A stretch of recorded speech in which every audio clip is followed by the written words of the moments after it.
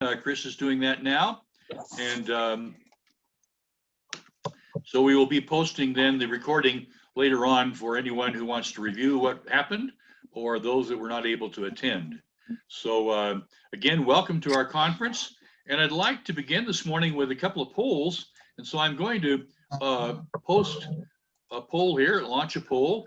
And you see it on your screen. Is your district planning to sponsor a virtual RYLA? If you'll respond yes or no or not sure on that, I would appreciate it.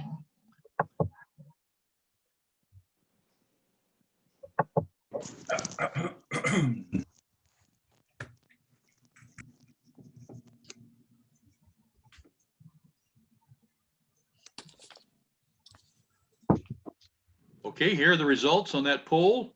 51% say yes, 4% say no, and 45% are saying not sure.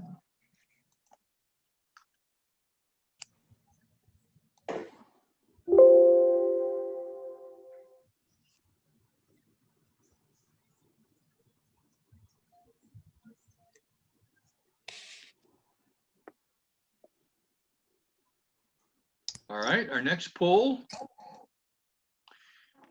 Is your district planning on doing a joint virtual RYLA with another district?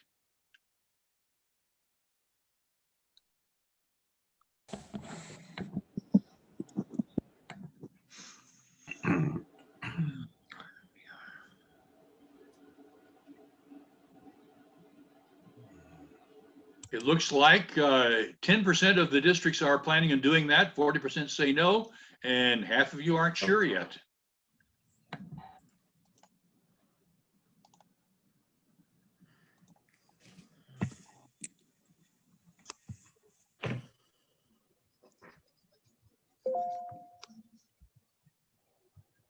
Okay, for our third poll this morning, is your district planning your own virtual RYLA, or are you employing a virtual RYLA contractor to put that on for your district?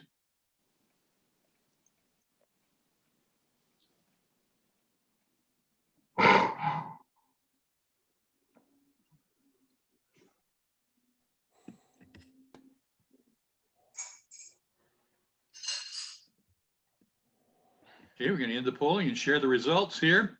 38% of you are planning your own, 5% are working with a virtual RYLA contractor, and 42% of you aren't sure, and 15% say it doesn't apply.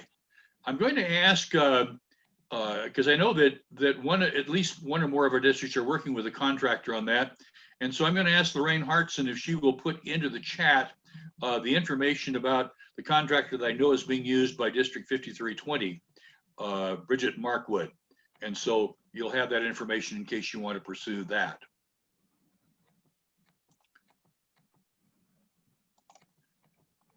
Okay, we're going to do one more poll here. There it is, Art. Okay, thank you. Okay, our fourth poll this morning, is your district using Rotaractors to help plan and lead your virtual RYLA?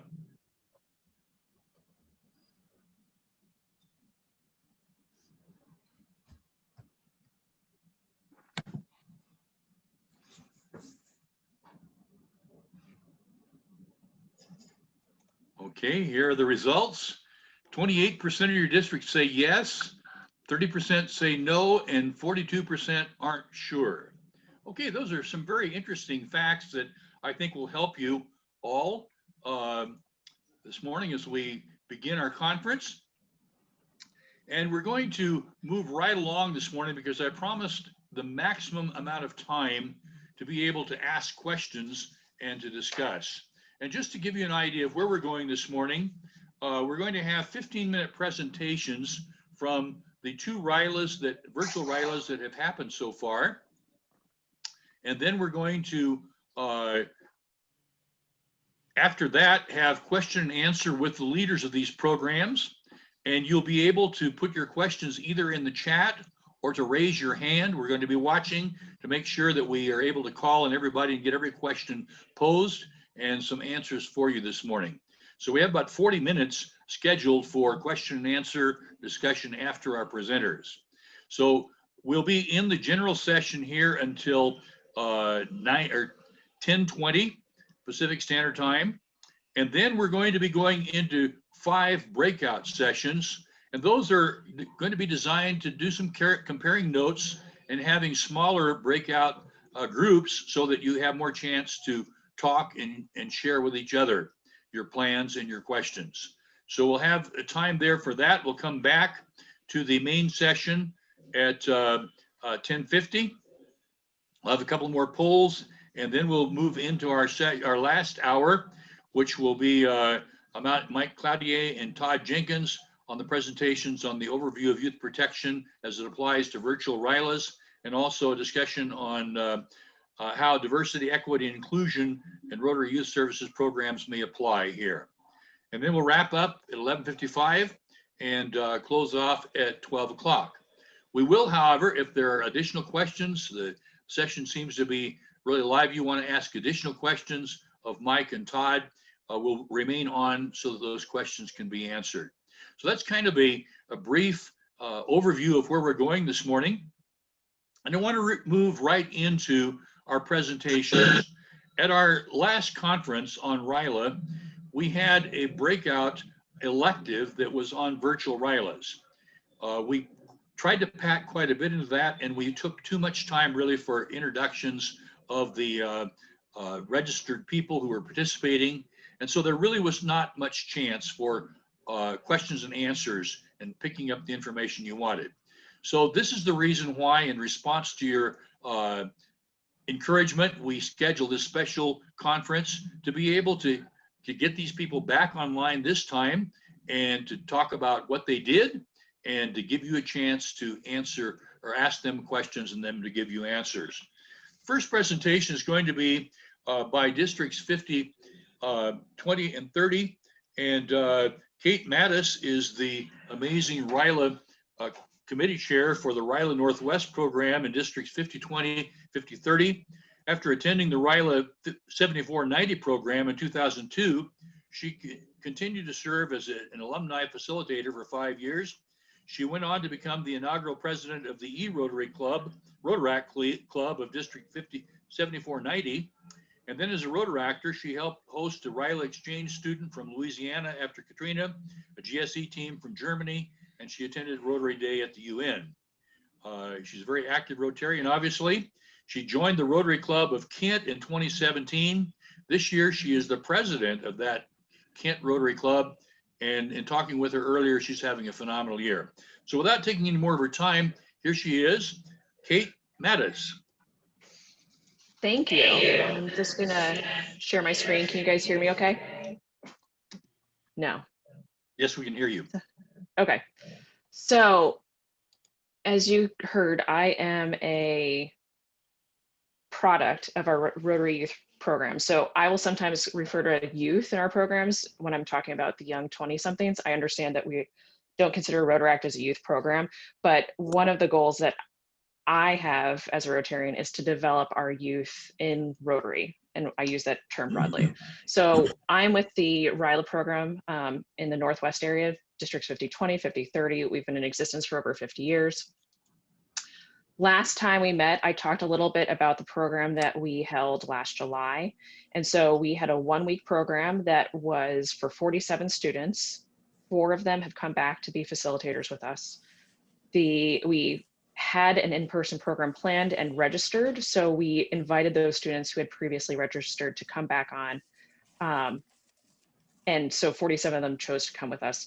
Each day we had on your own learning based on the RYLA University program, speakers and small group breakout sessions. And then on the last day we had a RYLA fair, which featured all of our youth programs and individuals talking about, yes, I would be happy to make slides available, talking about where students could go next with their Rotary career.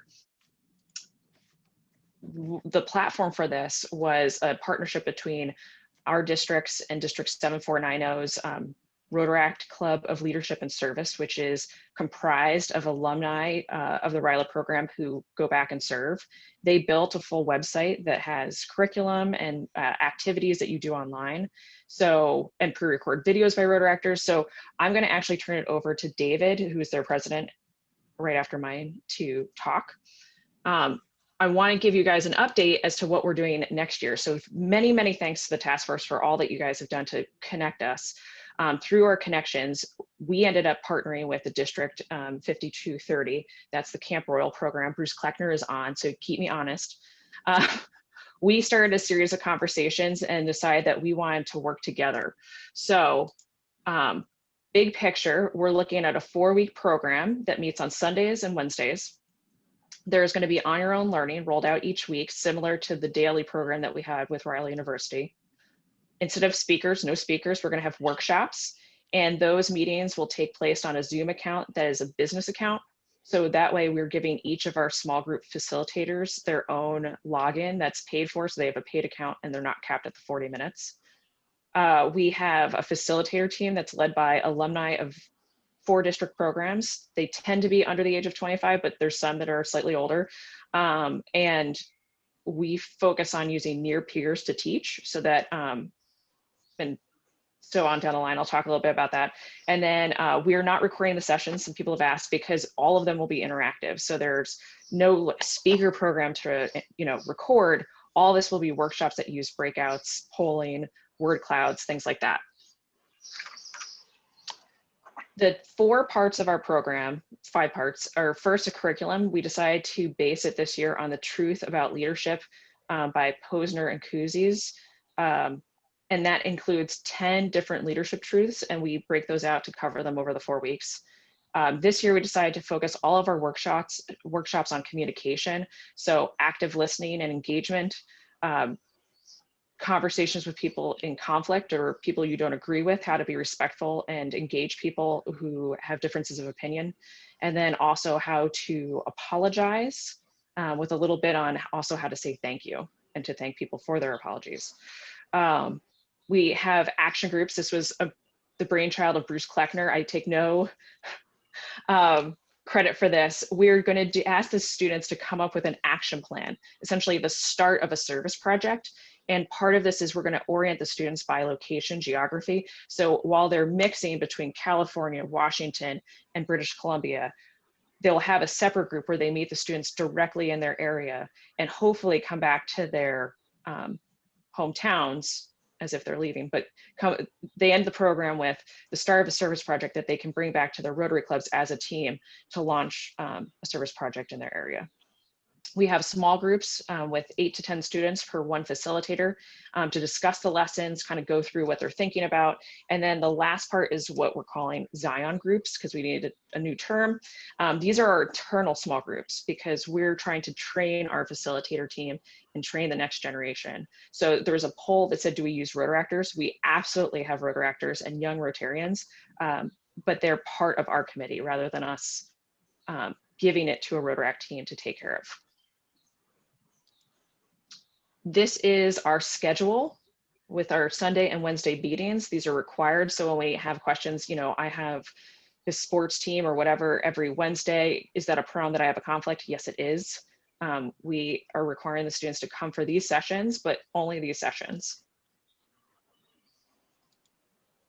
And then in terms of internal planning, how do you work with another district? So there's of course different cultural ideas and leadership principles that we're teaching. What we've tried to do is take the best of both and recognize that this is a project that we're doing. So it's not going to look exactly like either of our programs online. We have separate and shared budgets. We have separate registration processes. And so each of us communicate with our internal districts. And then we have 2 registration portals. We've produced shared student releases because we need the releases to cover all the students in the same way. So if we do take a picture, that we're able to use that. And then we created joint marketing materials and videos so that we can tell the same story and share the same information to all of our Rotarians, all of our clubs. Each district performs its own youth protection screening. This is incredibly important even in the online world. And Mike Cloutier will talk a little bit more about that later. And then in the last session, we were asked a bunch of questions of how do we have these ideas? And so what I would say is we absolutely look to our young Rotarians and our Rotaractors to tell us what they think is important to their peers, to their near peers who are going to be attending. So we have a 6 Rotarian, at least at RYLA Northwest, a 6 Rotarian district committee who deals with all of the traditional planning stuff. We have a curriculum team. That's what we're calling them this year. These are my chairs in training. I don't want to do this forever. I'm hoping in 5 years that I'm just continuing to mentor and cultivate the next generation of leaders. So they're 24 and 25 years old, and they're also from other district RYLA programs. We also have a third person who's 23, who's in the mix and coming up through the program, also from another district program. We have 2 lead facilitators who are both Rotaractors of their colleges or in their colleges, and they're working under the guidance of the curriculum team and the RYLA committee, and they're responsible for our internal facilitator team development.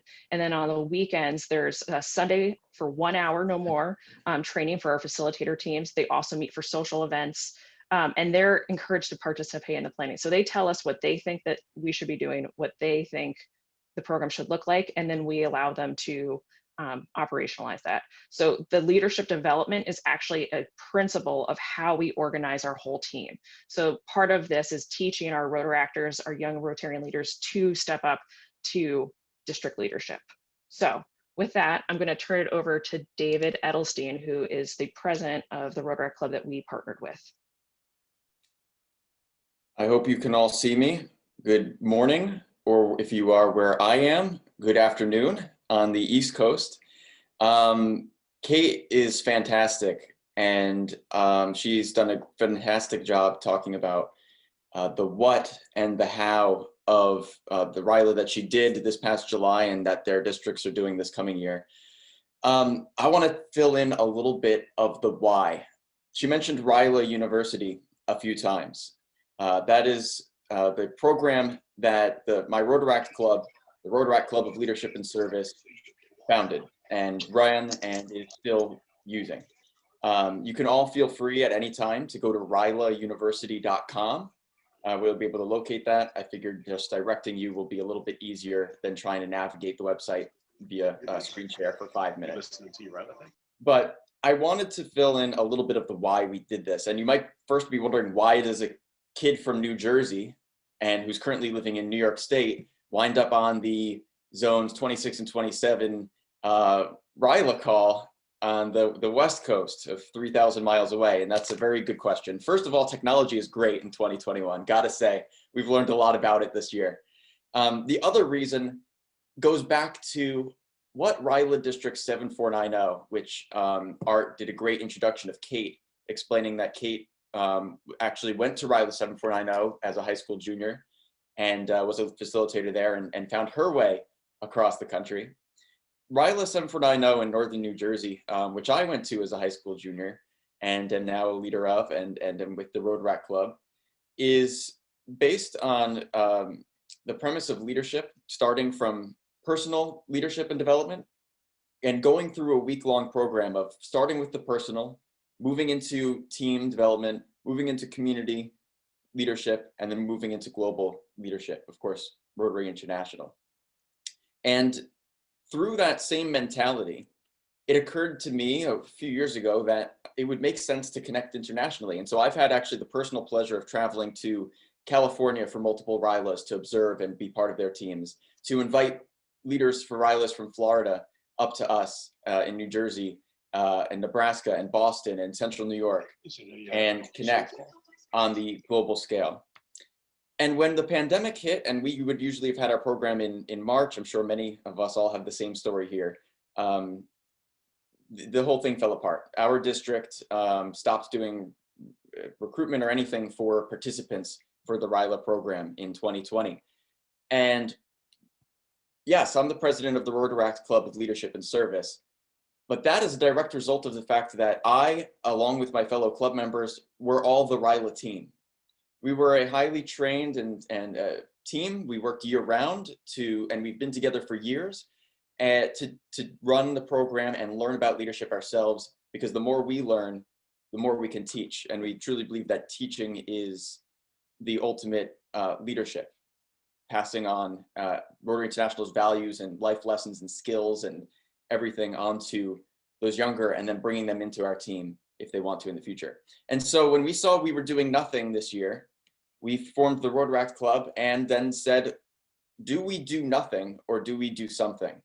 And I'm proud to say that my, I guess, Rotaract colleagues, but more described as my team or my family, decided to do something. And what we did was we created RYLAuniversity.com, which again, please go check it out. You could go and you could even make a membership. Membership means you just type in your email address and you just go through and you could do the program individually. The program is there. And the great thing about this is we are not a district, we are the program basically. So we're coming from a different angle. It's a program that we're offering to any of you and have already offered to RYLA 5020, 5030, RYLA Northwest, which Kate led, and are already working with other RYLAs across the country and world actually to facilitate for them. It's currently set up mainly in the same model that I described of you go through and there are different lessons and quizzes and there's a worksheet to do along the way, different speakers that you can watch through videos, different interactive modules to go through personal, team, community, and global leadership. And yes, Kate, I have my timer on so I can see I've got 3 minutes, but the point is RYLAuniversity.com is a program that we have created to basically give to any of you to use. 45% of you in that poll that Art did, which was very interesting. I've never seen a Zoom poll, but 45% said that you weren't sure what you were doing. Some said maybe you were using Rotaractors or not. Some said maybe you were partnering with other districts. Well, here's the news that we want to do.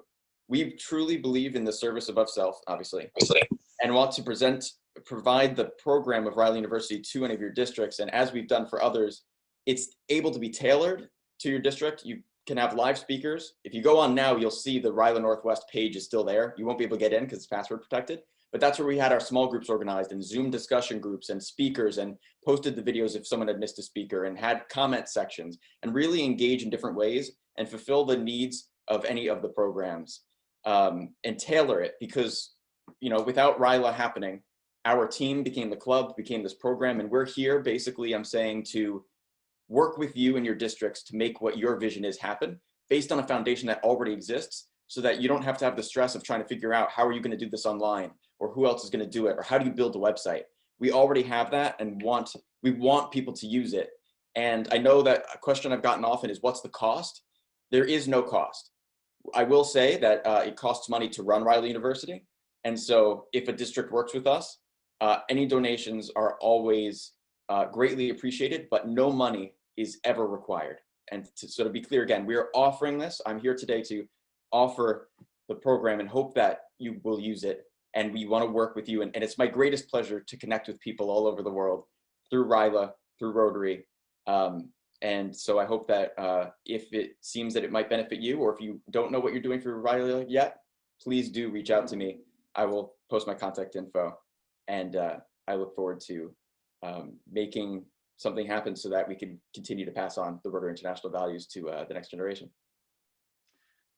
Thank you, Kate, and thank you, David, and thank you for the generosity of your district and your program there to be willing to offer this to anyone else that would like to catch this and use it for their programs. We appreciate that. We're going to move right along in our program here for the other presentation of the other district that has done a virtual RYLA, and that happens to be my district, District 5495. And the presenters, the leaders of that program, are a product, again, of our Ready to Use Services programs. I happen to be the Interact chair for the district, and Colton Cagle, a couple of years ago, was our district governor of our Interact District Council and district. We have approximately 80 clubs in our district, and we have a student-led district there. And Colton was the district governor of that. We train leadership at 3 different levels, at the club level, the district level, and the international level. Colton went on to become one of our Interact ambassadors to Kenya with our Crutches for Africa program. And he also went out on exchange to the Netherlands with Youth Exchange. He's kind of done it all. He's back now at Arizona State University in the Rotaract program there. And so I'm going to turn it over to Colton Cagle, And along with him will be Asa Moret. Asa also is a product of our Interact program. A year ago, she was the executive district assistant governor of our Interact district. And she was very, very instrumental in making a lot of things happen during her year. She is now up at the Northern Arizona University, involved with the Rotaract program up there. And she has been heavily involved as a leader in RYLA here in our district for years. Both of these are products of our youth programs and have been heavily involved with RYLA and RYLA leadership. And so when we needed somebody to design our virtual RYLA for our district, we obviously turned to these outstanding youth leaders. And so I'm going to turn it over now to Colton and to Asa to present their program. Well, hello, good morning, everyone. Let's see, I'm getting some feedback. Are you guys able to hear me okay? Okay, cool. Well, thank you for that very kind introduction, Art. We're very happy to be sharing with you guys. And I just want to second everything that Kate and David said about the collaboration and the why. I think that's really important. And so today, Asa and I are going to be sharing what our virtual RYLA has looked like for our district. I know there's some people who were on the first one, so some of this you guys might have heard before, but for everyone that's new, welcome, and we're very excited to be sharing what our program was like. So let me just share my screen for all of you. All right, let's present it. All right, wonderful. So yeah, our District 5495 Virtual RYLA. So Art saved us some time and introduced us, but my name's Colton. Asa, do you want to say hi so you can see your face pop up? I hope you can see me right now, but my name is Asa and I've been working with Colton for the past couple of years, and thank you for having me here today. Yes, and this is a picture of us back when we were on the council. Asa's right over here at the bottom, second from the left. But yeah, it's been great to work with Asa over the years and collaborate from the district council to now Virtual RYLA and whatnot. All right, so what is Virtual RYLA? Well, I think by now most of you have a good understanding, but I think it's always good to cover the basics. So RYLA, obviously, it looks different for every district, but it's typically, you know, for our district, it's a 4-day camp over the weekend where students at the high school age level, of course, there's ones for junior high, etc., come together and learn about Rotary, learn about leadership, challenge themselves to step out of their comfort zones, you know, get to do that while collaborating with kids their age. And overall, for a lot of kids, it's a really life-changing experience. And so Virtual RYLA, essentially how we viewed that was we knew it was going to be difficult to offer everything that the RYLA camps offer. I mean, for our district, we have things like zip lines and rock climbing walls and all those fun things that really challenge students in other ways. So although we couldn't do that, we figured with a virtual RYLA, we wanted to still offer a taste of that RYLA experience and a taste of Rotary, and at least the exposure to leadership and Rotary in some capacity. So here's our little logo that we made for our virtual RYLA and how it got started. So similar to what David and Kate were saying, you know, when the pandemic hit, a lot of Rotary districts were like, we don't know what to do. And some decided to really postpone their RYLAs and hope that, you know, they would be able to do an in-person one.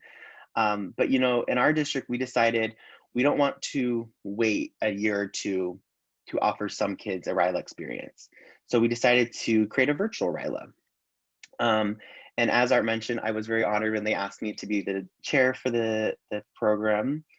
And I think it's a really cool experience, and it speaks to what Rotary does, because I attended my first RYLA as a freshman in high school, and that's what gave me my Rotary start. It's what got me on the council to even get to places like being district governor or being an ambassador to Kenya. It started at RYLA. And, you know, you can go from being 15 years old and being, you know, really insecure in your leadership abilities to being the chair of an entire RYLA program yourself. And I think that's a really incredible thing that Rotary can offer to our youth service programs. And so initially this kind of started as a, a replacement or like a substitute for our in-person RYLAs. We wanted to offer something to these students. But as we've gotten the ball rolling, our district, we plan to implement this as a permanent additional fourth RYLA to our program, all our RYLAs that we offer, as a way to reach more kids. It's free, it's easy to attend, and just overall increase our exposure to Rotary and youth leadership over the year. So I'm going to pass it to Asa, and she's going to talk a little bit about the logistics. Hello. So as Colton said, I'm going to take you more to the logistical side. First off, like Kate's event, or not totally like it because ours was free entirely.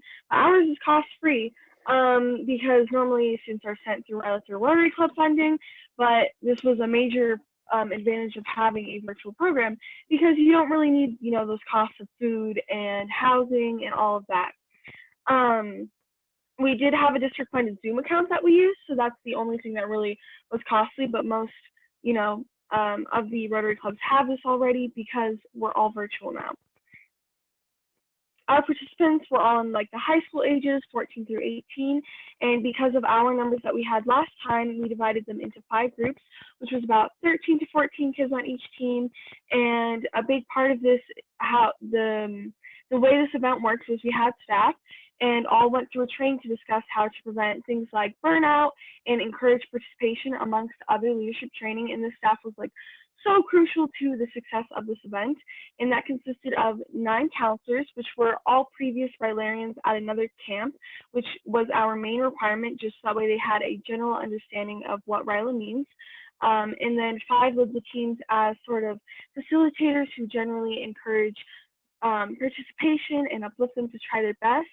And then 4 of those counselors helped lead our different activities, which Colton will go into a little more depth with that of the activities.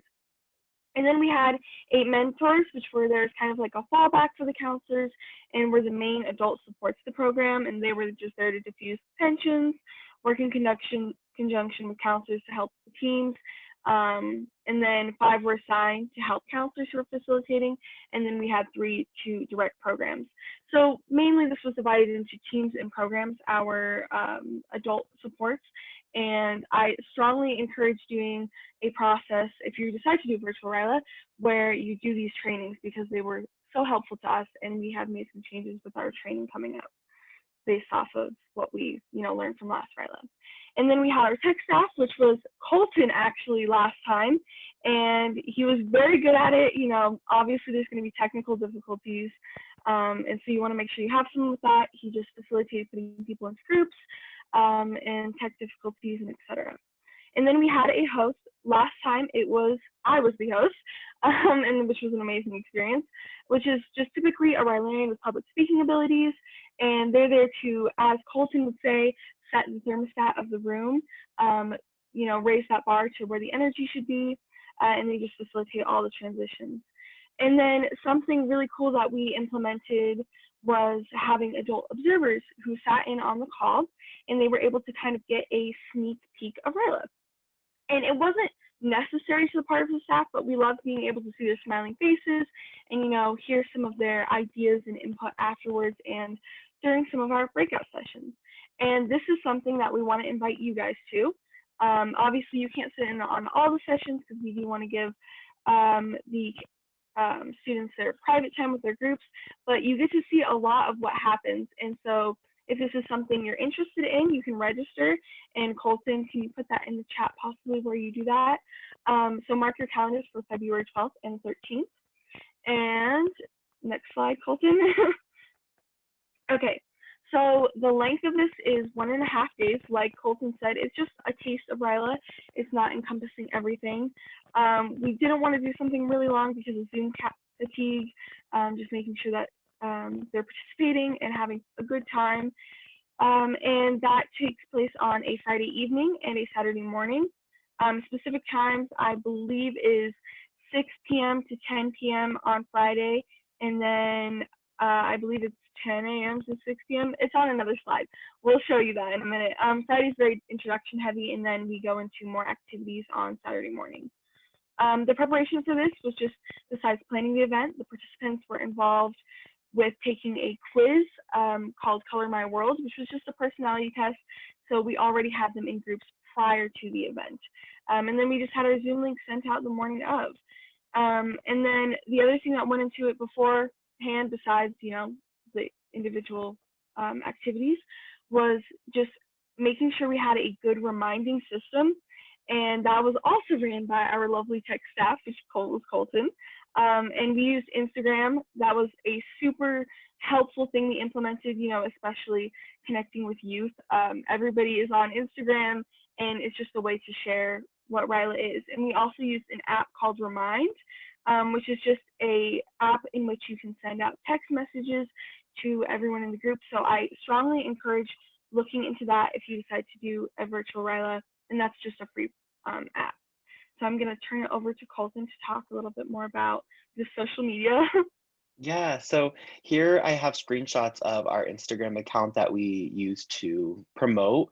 You know, obviously, when you're trying to get attendees for an event, it's get to know your demographic. And if it's, you know, going to be people who are high school age, college age, definitely social media and Instagram is a great way to reach them.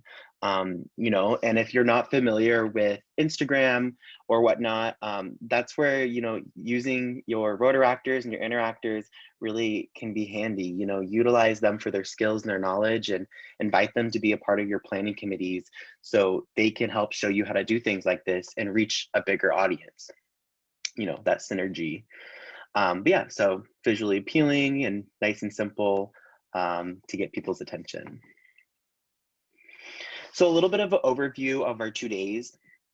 So our day one, we had a lot of icebreakers and time for the teams to be in breakout sessions with their fellow, like their teammates and their counselors. This is really important, and we tried to implement as much team time as possible because, you know, I think one of the most important and crucial things about RYLA is the bonds that they make with fellow students. And so we allowed for as much time as that for them to get to know each other and just have fun with each other. We also had youth presentation videos put throughout, so on the different programs. We did the Color My World program, which, as Asa mentioned, is a leadership like characteristic presentation. So like, you know, you get a color and it kind of reflects what kind of leader you are, just to give students an idea. And then we ended day one with a fun game night, which we played at this game called Among Us. If you know, you're familiar with that, it's a really trendy game at the moment. But just something fun to lighten the mood and get them to, you know, become relaxed with each other. And then we end both days with team reflections because we really want the students to challenge themselves to think about what they learned and have those aha takeaway moments, as you know, Oprah would say. And then we have day two. Again, we started off the morning with some team time so they could, you know, wake up to get together and just kind of have that time to each other. And then we had two main programs or curriculum for the second day. And the first one is something we call Black, White, Gray, with his ethical decision making, where we use the Rotary four-way test and provide them with ethical dilemmas, and they have to kind of, you know, challenge their thinking using the four-way test and debate and stuff like that. And then the first virtual RYLA, we had an active listening program. So kind of similar to what Kate had, a communications program is kind of what the first one was going for the first virtual RYLA. And for the second one, we're kind of adapting that communications program more to reflect interacting with people that are different from you, how to, you know, listen to different perspectives and provide different perspectives, etc. And then we wanted to do a service project. You know, at our RYLAs in District 5495, we like to do food packing. But unfortunately we can't do that. But I still wanted to do a service project. So we made kindness cards. Students made them both virtually online, and some made them in person and were able to mail them themselves, but we made kindness cards for a women's shelter, just to implement, you know, something that I think a lot of students have, maybe not had the most access to, as a lot of in-person service projects have been stopped. We had a keynote speaker. She was one of our RYLarians named Miley, amazing speaker. You know, and I think Kate makes a really good point. Sometimes with keynote speakers, it could be draining to sit on a Zoom call and just listen to someone speak. You know, you could just watch a TED Talk for that. So definitely, if you do have a keynote speaker for your presentation, ours is Miley. She was really great at having aspects of her presentation where she engaged the audience, and it was much more of, you know, a collaborative keynote opposed to just them all sitting and watching her. So definitely keep that in mind when you're selecting a keynote speaker, someone that you can work with to do that. And then we ended it again with another game night and some team reflections just to keep it fun and lighthearted. All right, and then Ace is going to quickly talk about engagement. So while there were a lot of advantages of Zoom that we kind of touched on, there are also a lot of disadvantages, like checking out, getting them to participate with their cameras on and turn their mics on, because that can be scary. I mentioned Zoom fatigue, which is just, you know, everybody's on Zoom all day, so it can get a lot. So we had to make it super engaging, and as Colton said, we did game nights. Most of our activities were very discussion-based and interactive. Colton played music, which we got a great amount of feedback. He was like a DJ, so that was awesome. We had a classic video game theme for our team names. Those teams are at the bottom, and that was a hit. And for regular RYLAs, our teams are normally countries, but we wanted it to match the virtual theme. We did dress-up days, like for Halloween, and you know, just doing stuff that's silly makes them more comfortable, makes them not feel as awkward, because it can be scary to, you know, put yourself out there. And then we just did science and virtual backgrounds, and it was just the little things, I think, that made the program so successful and entertaining. Yeah, and I just want to echo the music part. Something so simple. We had a student recently when Ace and I was talking to, and they're like, "Oh my goodness, like it was so fun! Like all the Zoom like events I attend, like you walk in or you enter the chat and it's just like really awkward silence until the program begins." But we made sure to have, like, in that point when we were allowing students to come in, you know, we just had like fun music playing, even though no one was speaking at the moment. But just little things like that to keep it engaging and fun and not just sitting quietly in front of a screen. So we're almost done, a little over time, but that's okay. Our outcome was, although this was our virtual RYLA, we saw a lot of the same outcomes that we see from our in-person RYLA experiences. So if that's something you're worried about, just know if you trust the process and do your best, you'll still really impact students. So some feedback we got from the surveys we put out was people said they felt more confident. They loved learning about the four-way test. Students were like, this is the first time I've ever discussed ethics. So, you know, just giving students the opportunity to discuss these things. People loved being able to do community service. Again, something that's lacking now because of a lot of things being virtual. And I think the biggest thing we got feedback on that they loved, which was the fact that they were able to make new friends and more connections because they are doing everything remotely. And so I'm sure it's really difficult as a student now to meet new people and make friends. And you probably feel very like trapped in your bubble of people you already knew before the pandemic, which can be exhausting. So that's why we really emphasize giving your students time, or your delegates time, to have moments by themselves where they can get to know each other and bond and connect, because they will take those friendships from way after the event and staying connected, especially with social media. So that's why we're hosting another one, which is February 12th and February 13th, which we'll provide the link to our website in case you guys want to check it out. And then quickly, just before we wrap up, I just wanted to share a few screen grabs from our first Virtual RYLA. You see all these fun faces, some fun virtual backgrounds and filters. And then afterwards, people were posting on social media, like little screenshots of their experience, saying how much fun they had and everything like that. So it's nice to see the payoff and see that it's being received well by students. Again, a few more people found their own virtual RYLA four-way coins, all super cool, super fun. But I think that ends it for us, and I think I'll give it back to Art because you guys will probably have time for questions now. Thank you, Colton and Asa. Okay, now it's your turn to be able to ask your questions. My team today consists of Chris Miller from 5170, Lorraine Hartson from 5080, Mary Hoskin from 5110, and Mike Gautier from 5020. They are our conference committee for this conference, and they are actually going to be leading our breakout sessions in a little while. But right now, I've asked Lorraine to watch the chat and to relay questions that you have in from the chat. Mary is going to watch to see if any of you have your hands raised with questions you have, and they're going to feed this to us. And so it's your time now. Who has questions?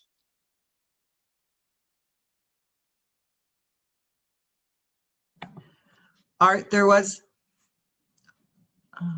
a question that that came up during the presentation, and when Colton was presenting, and it was how many hours per day are the participants engaged?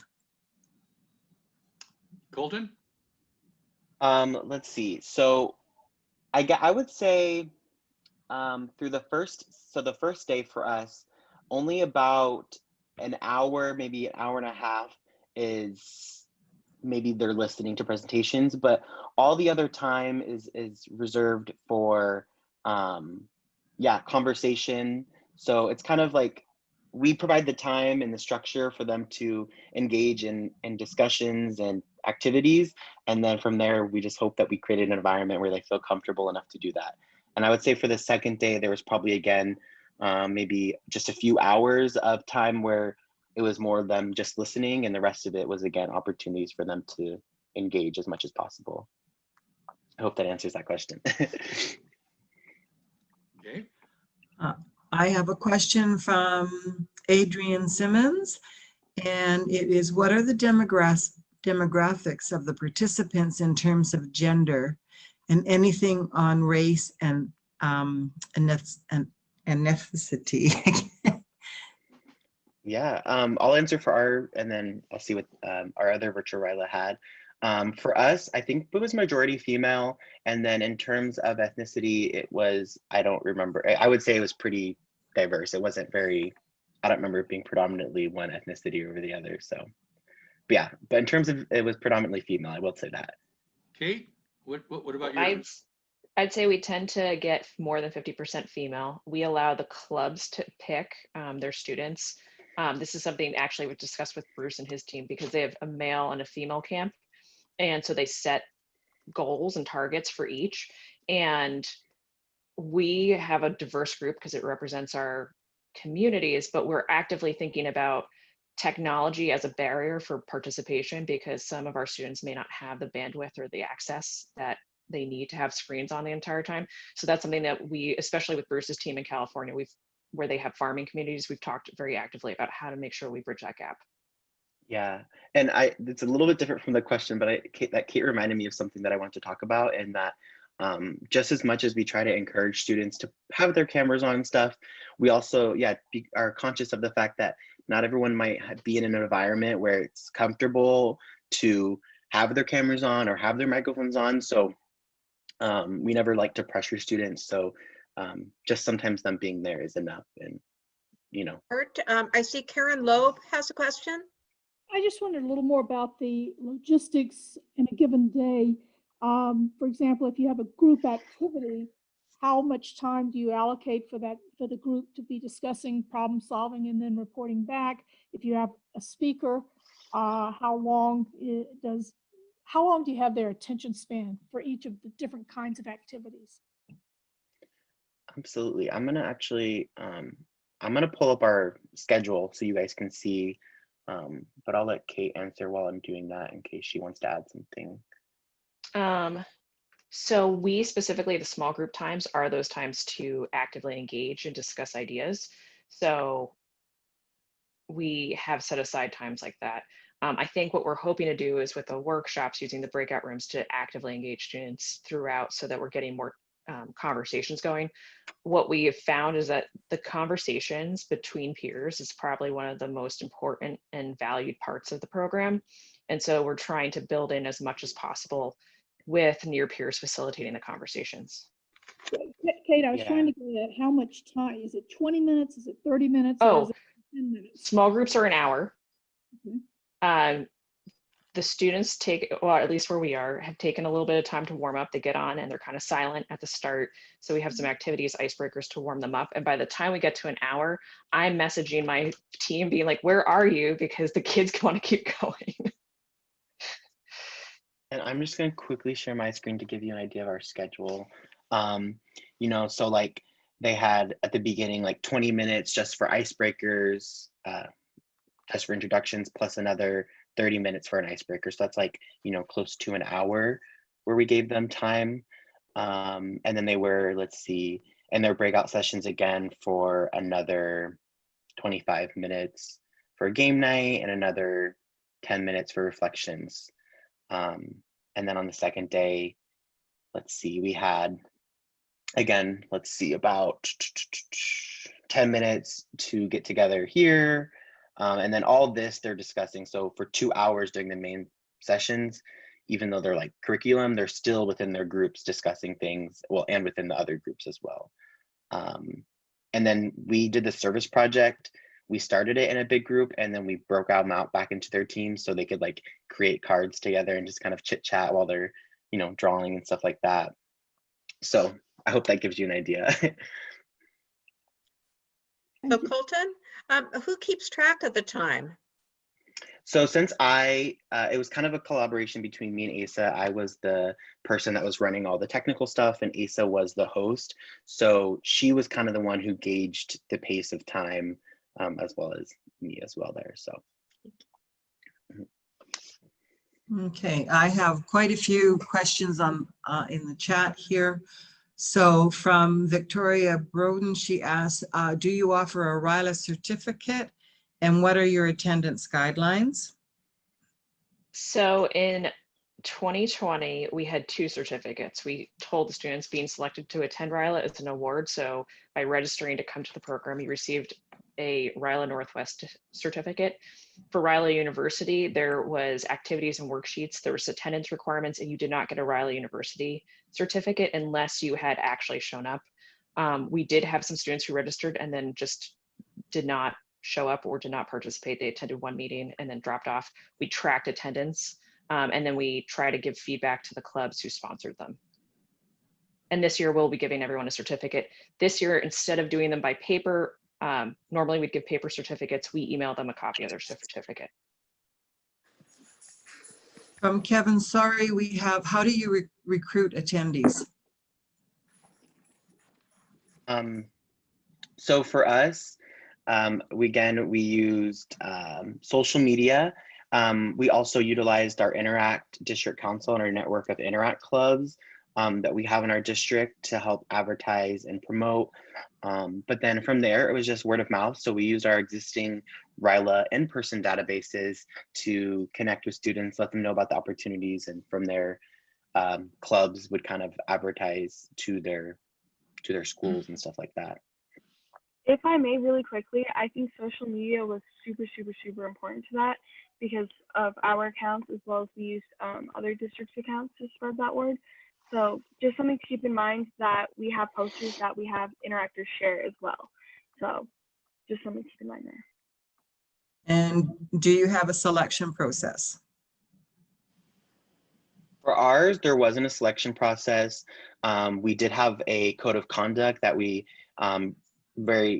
was very strict on in terms of enforcing it and letting everyone be aware of the fact that if they don't withhold these codes of conduct, you know, just being respectful and such, that they would be removed from the event.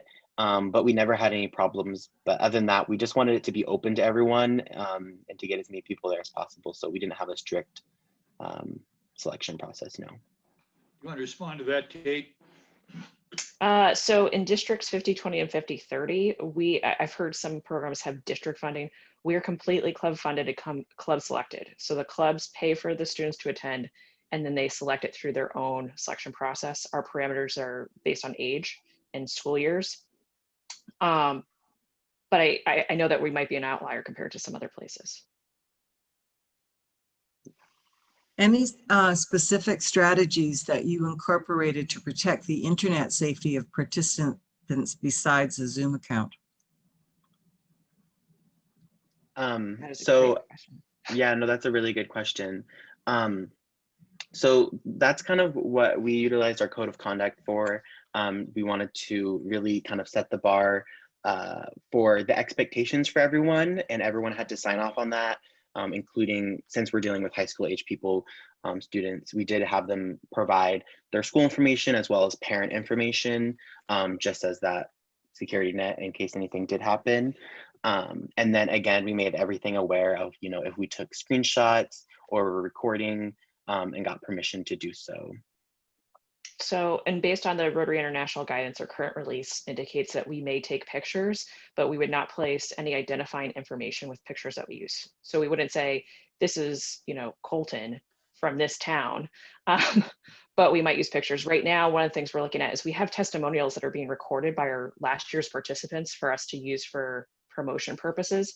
I'm looking at having our videographer not show their faces. So having their voices over other images so that, again, we're de-identifying student information when we're putting it out on the internet. On the flip side, our district committee is completely apparent and on our website. So we do treat our youth differently than we treat our Rotarians.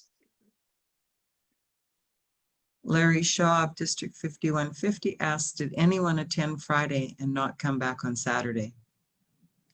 For ours, I think maybe a few, but I remember our numbers being pretty similar because I remember some students who couldn't attend Friday but could only attend Saturday.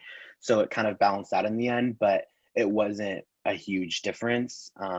I think, and we ended the first night on such a high note by playing a video game and such that kids were really happy and excited to come back the second day. So I guess that's really important. If you're doing like a 2-day in a row event, definitely try to end the first day on something like fun and engaging. That way you leave them wanting to come back for more.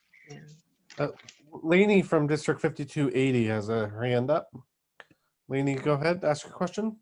Thank you. I kind of was addressed by Colton already, but it seems to me that some of our clubs, many of our clubs have disbanded, and our communication between our Rotary clubs and our Interact clubs is as minimal as you could possibly imagine at this point. So recruitment, I think, is our biggest concern with doing a solo one in 5280. And I don't know if any other districts are running into that issue, but it feels like it's going to be very difficult to get back in communication and these clubs back up and running. I think that the low cost has reduced some barriers. So we actually have new clubs that are registering students and sometimes multiple students. On the flip side, like our local Interact clubs are meeting weekly with programs. They just do everything online, and almost all of our clubs have moved online. I think we've only lost 2 clubs in my district. So we've been lucky. I wouldn't know what that would look like for some other districts, and that might be a real challenge. Yeah, definitely the cost is a really good selling point. But if, yeah, your district has been hit hard with connection with your Interact clubs, I guess just try your best to rebuild it. Because the thing is, I think there's definitely Interact clubs that are meeting out there. You might just not be aware of it. That's definitely something I remember from my time on the Interact District Council, is a lot of times your Interact clubs are still doing things. They just aren't always communicating that to maybe the Rotary District, or if you have a Interact District Council, stuff like that. So just kind of having to do the extra legwork. And I will say, getting people to respond and getting those connections, it definitely is tiring. It's definitely a lot of work, but maybe delegating a specific person on your committee to establishing those connections. That way, you know, if you're doing everything, you're not overexhausting yourself trying to reestablish all those connections. And I would add, we have Interact clubs that have asked if they could send their whole club. Like everybody wants to attend. We also are looking to start a new Rotaract club, because what we're hearing is that our youth are not able to do the things that they used to do. They are seeing our Rotary members out in the community serving food and doing things, and they want to get involved. So they're looking at starting a Rotaract club, community-based, to get organized and join us. So I think the interest is there. It's tricky finding those people who want to be engaged and getting them pulled in. But they're out there. And I know there's more questions, so I'll just add one more thing. Even if you don't have connection with Interact clubs, you can always just email like the school counselors at the schools in your school district, etc. Even if they have an Interact Club or don't have an Interact Club, you can still get youth engagement that way and just new people to Rotary by emailing the school counselors at schools and stuff like that. Great, thank you. Okay, Mark from District 5000 asks, what are the costs per student charge? I'll pass that to Kate. For our district, it's $55, and that includes the Zoom accounts because we're going for a professional. We did price out, someone asked about signatures.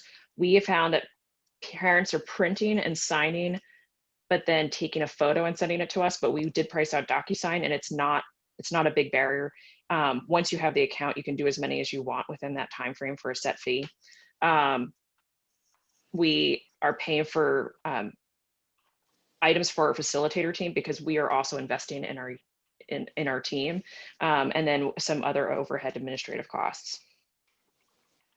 And it's a direct, I should say the $55 is a direct, like we added up our costs and divided by the number of students.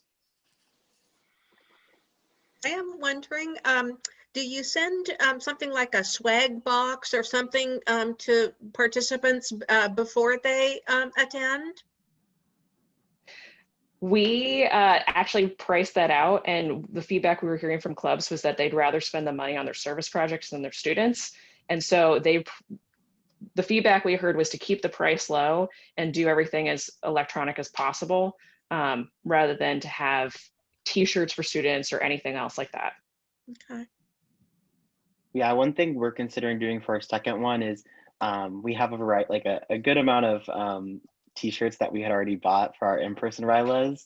And so we're planning on trying to send some of those out to students, just because at least in our district, we typically like redo our branding for our in-person RYLAs every 3 years.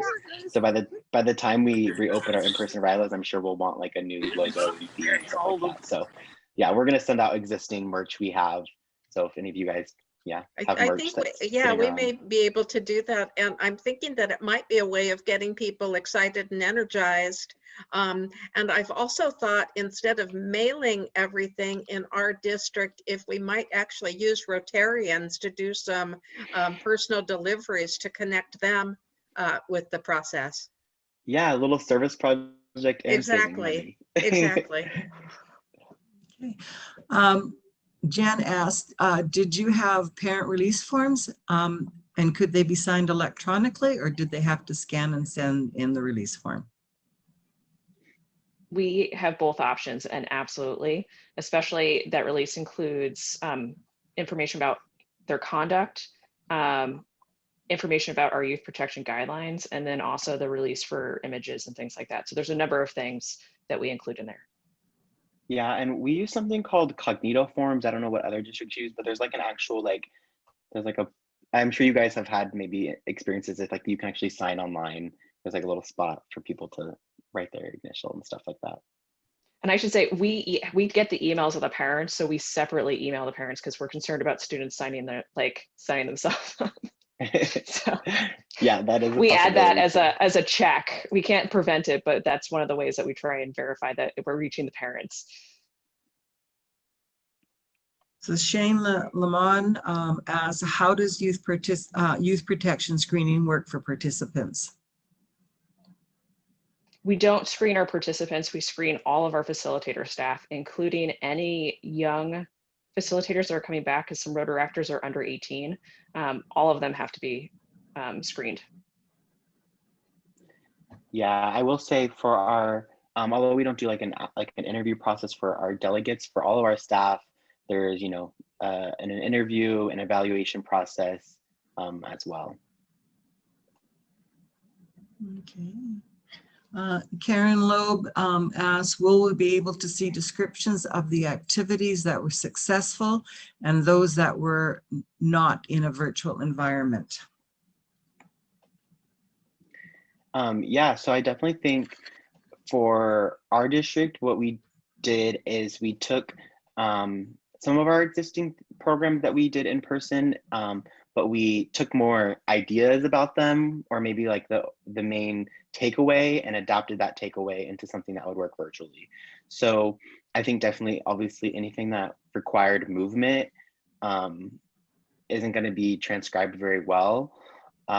So I think when you're creating whatever programs for a virtual platform, it's good to think of it in context of the tools that you have. So what kind of programs are going to work best with breakout sessions? What kind of programs are going to work best with polling or other type of online things where you can share stuff like that. So I think if you create your programs with the intention of the given things that we have, that will be the most successful programs, opposed to trying to make something happen just because you liked it on your in-person RYLAs, even though it's not going to work on your virtual RYLAs. Yeah, so we're going to try more activities this time around, and I'm happy to share those. For instance, one of our workshop speakers is a professional speaker. What he has told us is, for instance, to engage people, and he does this with businesses. You have 30 seconds right now. Go find something in your house that reflects who you are. Go bring it back right now. And then they use that for the icebreakers, things like that. So a lot of the activities are now based on like using the things that you have rather than giving them equipment to use. So I don't know what's going to work yet, but we have a lot of ideas, and I'm happy to share. I will say that icebreaker that Kate mentioned, we did use in our first virtual RYLA, and it was a good success. And people are asking if you would be willing to share the material for your ethics program as well as the material for your active listening. Yeah, absolutely. I'll probably send that out later, just because for our first virtual RYLA, we're making some improvements from it. We saw what worked, what didn't work. And so after the second one, I'll definitely send you guys out the more refined version, just so you guys have an idea of what worked better, opposed to our first virtual RYLA, which didn't work as well. Yeah, I'm happy to share all of our materials, and I think email might be the best way to get that to Art and then out to everyone. I just got a reminder. One thing to keep in mind too is, how do you recruit right now? So one thing that we did was our chairs got on a call and we just talked for 45 minutes about, asking questions. Why go to RYLA? Everybody gets to answer. What are students going to get out of this? Everybody gets to answer. And then one of our videographers put that together in a promotional video. And so we have one that's geared towards school counselors to tell them what their students will get out of this by sending them. One for Rotarians that tells them information about registration, and also why Rotarians would want to. And like I said, we're working on one that's geared towards the participants, but I want it to come from the voice of former participants while also protecting their identities and privacy. So that is one of the ways that we've been engaging them. Yeah, and speaking of engagement, I just saw a comment pop up about Discord. Definitely. I mean, Zoom is what a lot of us know, but if there's something that you feel will engage students better, utilize that, especially something like Discord. Students are familiar with.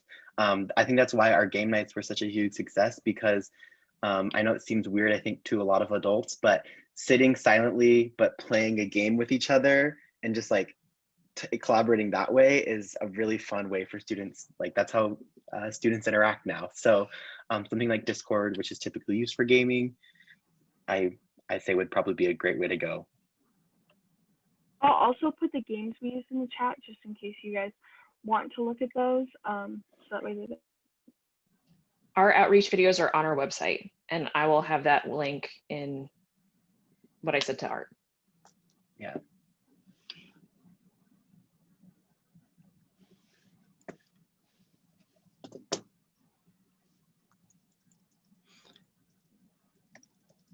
Oh, here's one. Did you have a feedback sheet for the students after the virtual conference? If so, what was the students' main concern over the virtual RYLA?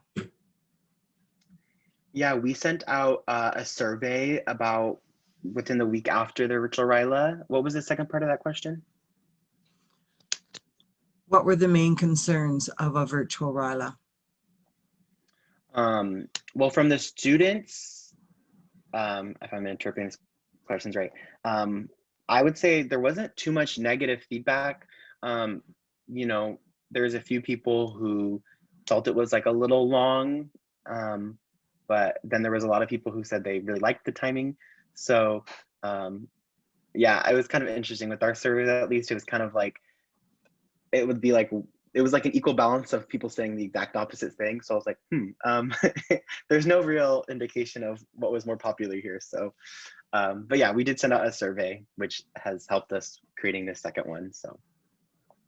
I mean, I don't know if, like, I think this is the other interpretation you could do of the question. The fact that what was our biggest concern, and I think our biggest concern was definitely participation, because like Colton said, students can't always control their home lives, which was just about like the whole dressing up and just doing really silly things to make them more comfortable. So that way, if, you know, they were able to put on their cameras, they felt comfortable doing so. And you know, just all of those different things that Kate utilizes with the breakout sessions and icebreakers are the same things we use.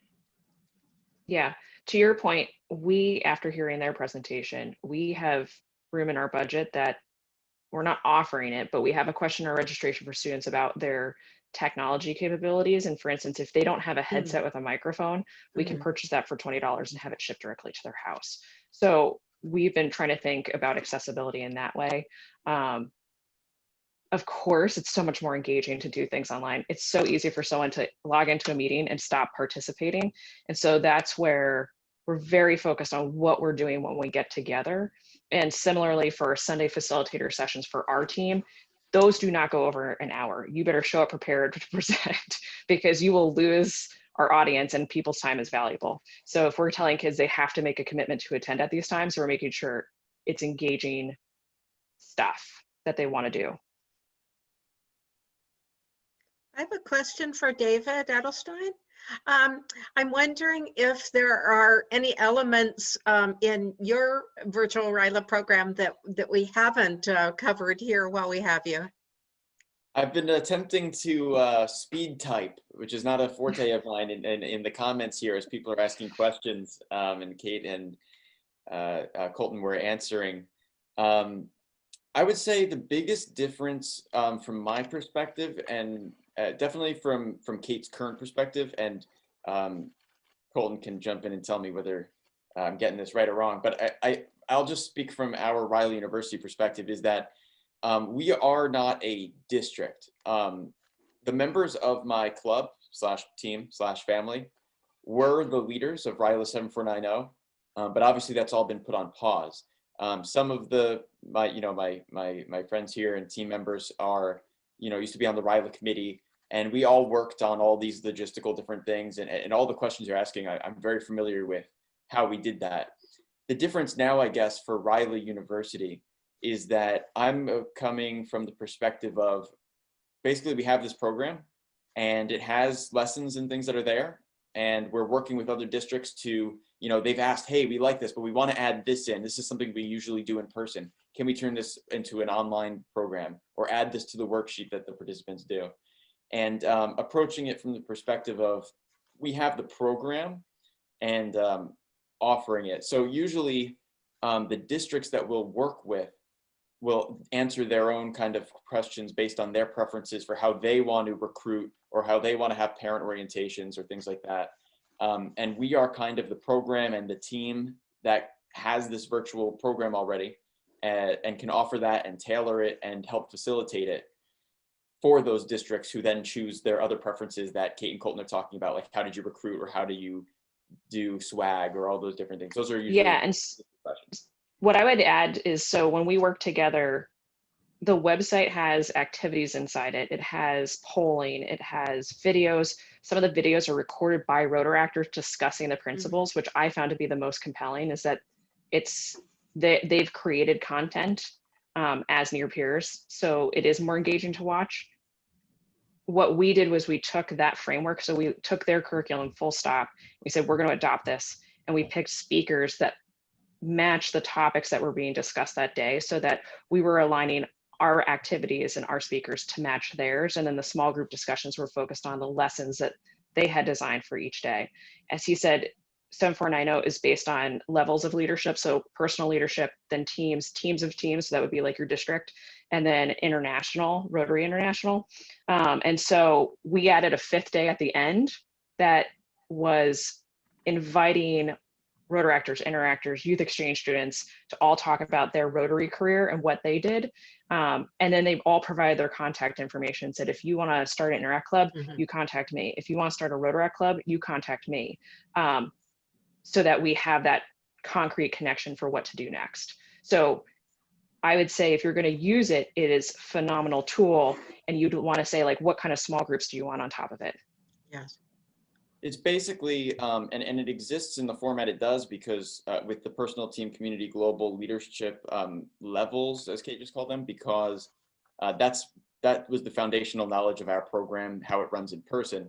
But like I said, it's already being adapted and changed and added to and tailored, and then we create a private page for if there are groups that are using it.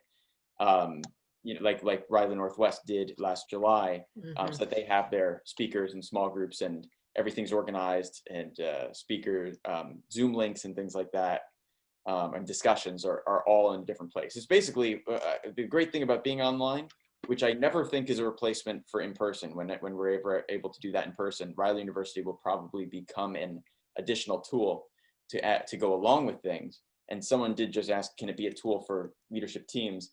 Yeah, it could totally be a RYLA, like a leadership training for leadership teams that lead other RYLAs, which is kind of metaphysical. But basically, RYLA University is, whereas a lot of these questions have been targeted at what districts might do or decisions that districts might make about recruitment and funding and things like that. RYLA University is a program, and we, the club members who made it, are actually a trained RYLA team that is willing to help either, you know, to any level of engagement that a district would want or need, help create and then facilitate or just oversee the online program going smoothly. And I will add, we're not using the RYLA University program this year, in part because I don't control the curriculum. My team members do, and they wanted to take the lead. They wanted to expand upon the great work that they saw with RYLA University. At the same time, members from the 7490 team from that Rotaract Club are still serving on our team. And so they're all working together to make it a different thing now. And so I would say if you have any young adults who, like David, are willing to work with you, or even in your own district, invite them on board to work with you, because they have phenomenal ideas. Like, I have never even heard of Discord, but now I've written it down to ask my team because they probably all know. Yeah. And just to add, there was a really great point. I just want to add, like, I think it depends what works best for your situation. So for us, ours is more district specific, but we also have 3 separate RYLAs within our district. So we had all the leaders from all of our RYLAs come together to form our Virtual RYLA committee. And of course, as this moves forward, or if we open our Virtual RYLAs again in the future, that's subject to change. But yeah, just utilizing the tools that you have around you and what works best. And I think collaborating with other districts is a really great way to go, especially if you're worried about getting people there and this, that, and the other. So. Okay, Yeah. I want to thank all of you for your great questions, and for our team here that's been on the hot seat answering all these. You've done a great job on this. Thank you so much. In order to And if you stay sent me a on- direct message, please send an email, because I can't read them while we're working. Okay, in Yeah, order I'm to gonna stay put my email. on time here, we're going to be moving into our discussion groups. There's going to be 5 groups. They'll be facilitated by our committee members, and give you opportunity to talk more in the smaller groups. And then we'll be coming back together after we finish this at about 10:50. Be 30 minutes in this session here, and we'll come back together at 10:50. So let's move into those groups. Chris, if you'll move us into the discussion rooms.